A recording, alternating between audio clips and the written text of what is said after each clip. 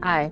Today we're going to walk through the Audit Advantage Audit Portal. Let's begin on the Home tab. The Home tab has a series of dashboards associated with tasks that are assigned to you. In the Projects tab, you'll see a list of the projects that you're assigned to. Once you've clicked Access Project 1, it will show up in Recent Projects. As you open a project, you'll begin in Task View. You can group by task list, which means each one of these lists have underlying tasks associated with this process. Right now, we are looking only at the open tasks, but you can look and see all tasks. So here are all the tasks. What that also means is with this task list view, if you're here in security groups, we're looking for IAM security groups.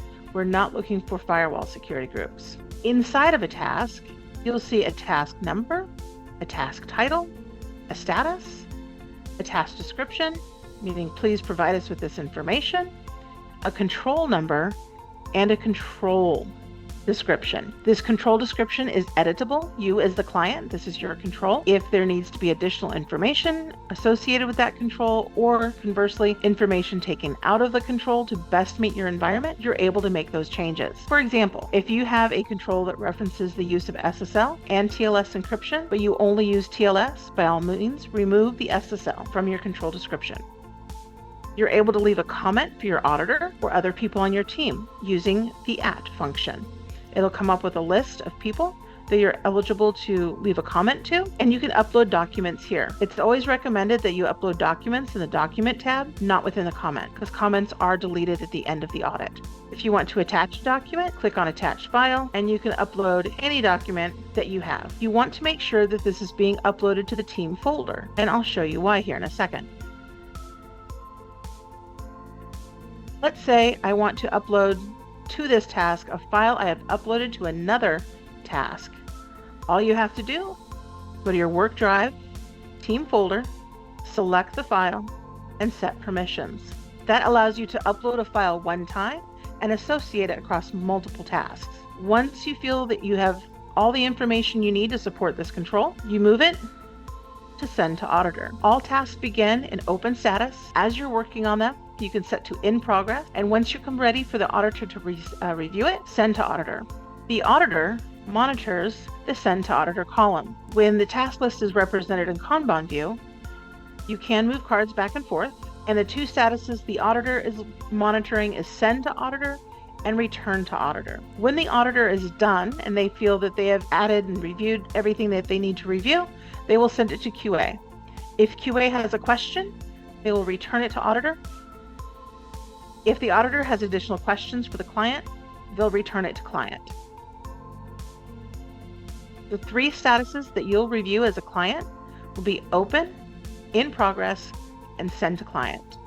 Those are the tasks that are actionable for you. If you want to find a document, you go over here to your Documents tab, your team folder, and you can do a search looking for documents here. Your forum posts. Forum posts are for information you don't want to get buried in the Documents folder, and these are things that are kept in a centralized location, like your sampling workbook. You'll click on it, you'll have this hyperlink here, and it will pop up an Excel spreadsheet. When we are provided, for example, a population of software changes over the last year, the auditor will select a sample or a subset of that population for testing, and they will fill out this spreadsheet. So when you go to your SDLC tasks, you'll know which tickets we're looking for. I like to use list view so we can group by task list and go right here to the application development tasks. At the same time, if you remember, the Home tab had dashboards that would only work for tasks that are assigned to you.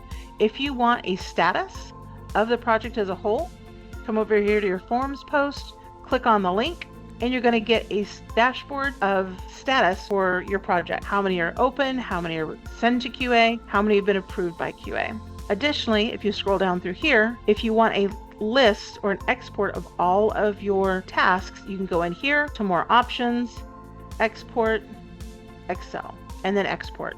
It'll look like this. And it will have your description, it will have your control ID and the control itself, and your status. So if you have additional reporting you need to do to your management or leadership, you can utilize that as well. If someone has added you, you'll get a notification here. If you want to set up your notifications, you go to that gear, go into here, feed notifications to turn on the feed for your email. Anything that's assigned to me, you'll get notifications for. And you can set up your frequency for those notifications as well. Is it 12 hours? Is it immediate? Etc. If you want to search for a particular task, here's your global search function. For instance, if you remember that there's a task about a risk assessment, you type in the word risk, and it will bring up all of the different tasks where risk is part of the title. If in your task you want to filter, you can do that using this button right here. You can filter by status to only see open, in progress, or send a client if that is what you're interested in. But you can also filter by owner, due date, etc. And one of the reasons I do like the task list is because you can do bulk updates. You'll see that all of these are unassigned. If I want to assign them to someone, you can add an owner, you can replace an owner, you can switch owners, you can have multiple owners. Word of caution, if you do assign this task to someone else, that means you will no longer be able to upload documentation or change the status. Only the person assigned to that can do those functions. So if you're managing the audit project and you assign, let's say, an HR control to an HR person, I recommend that you add yourself as owner first and then the HR person, so you retain your ability to make changes to that task if needed. If there are additional fields you would like to see as part of your list view, you'll see this document over, or this icon right over here. You can add columns, you can add start date, due date, tags. If there's a column that you don't want to see, just right click on it and you can hide. And this concludes the walkthrough of the audit portal.